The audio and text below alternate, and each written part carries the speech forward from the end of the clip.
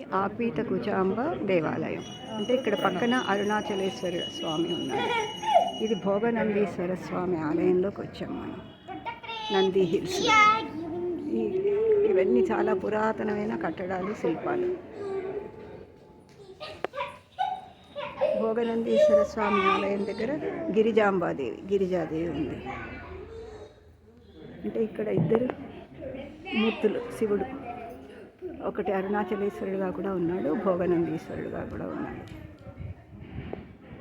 ఇవి రకరకాల శిల్పాలు.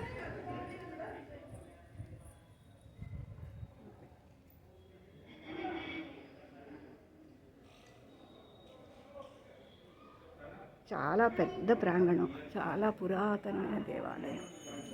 1100 సంవత్సరంలో కట్టారు అని చెప్తారు దీన్ని. నంది హిల్స్ దగ్గర.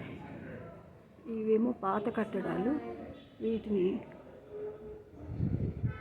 మళ్ళీ కొంచెం రెనోవేట్ చేసి ఈ కట్టడాలుగా మార్చారు.